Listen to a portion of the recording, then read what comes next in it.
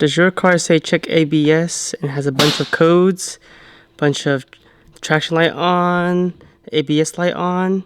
Well, I'm going to show you how to resolve it. Majority of the time, the reason why the ABS light on is because the speed sensors or the ABS wire. Lexus is really fragile with their wires. It's really fragile. It easily breaks pretty much. And I broke mine many times, so I think I ripped an ABS wire.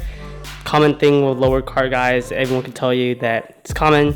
So let me show you guys how it ripped. So I had to remove the connection real quick to show you, but as you can see, the wire has ripped from the ABS wire. The ABS wire just goes right behind the wheel bearing, and that ripped. Common issues when I was adjusting the struts, it ripped. So common mistake, my fault, and it ripped a long time ago, and I kept trying to fix it. I kept fixing it, and I think it's seen its end, so it's time to replace it.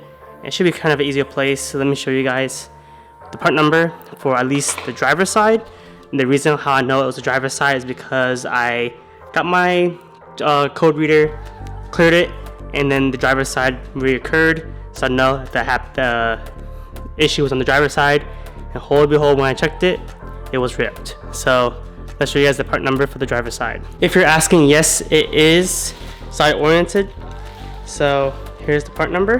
This is for the driver's side. Wireless cruise control. That's about 60 bucks. So here it is.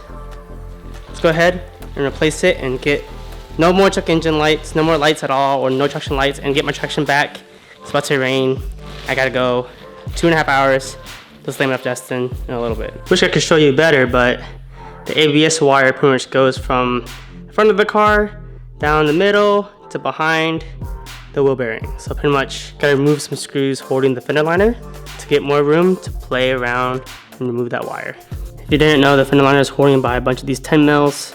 Wish I could film it more, but it's so dark in here for some reason. In person it's not that bad, but on camera it's really dark. So let's go ahead and remove those. With the fender well, pretty much the majority of it loosened, it's gonna be plugged in right there. That's what's plugged in. It's holding by another 10 mil.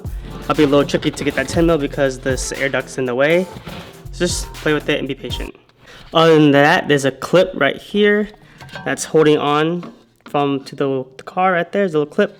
And then there's the 10 mil that holds it to the strut. And that's pretty much just all holding that ABS wire. And there is that 10 mil right behind it as well. All right, with it dangling with his last clip, you just gotta pull it out. There you go. Don't forget to unclip it from the car itself, and it comes out.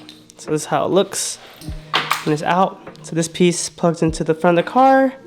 This clip goes onto the side. That 10 mil is holding it from the back. This is holding it to the strut. And this goes into the wheel bearing, and it ripped. The new, pretty much identical, but nice and shiny. Whew. There you go, old, new. All you do is reverse the process, clip it in. Now with these, with the strut one and the back one and the clip is really easy, but the front ones, just getting to that bolt is really tricky because the air duct right there, so just be patient.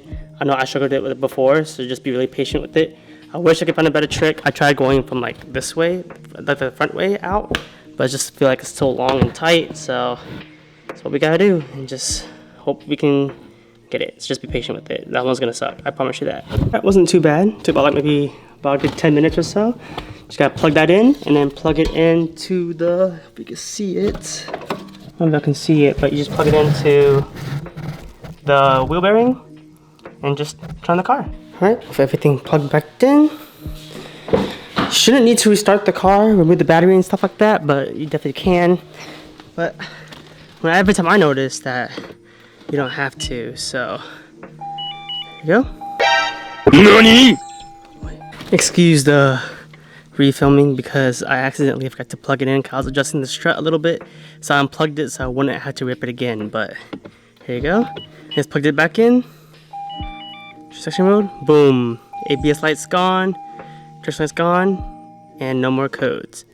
That's pretty much it. Very short video. Pretty easy fix. It happens a lot. Don't worry. It's gonna rip. So that's pretty much how you fix it. Pretty much. It's very common for us little guys, definitely, because we're ripping it a lot.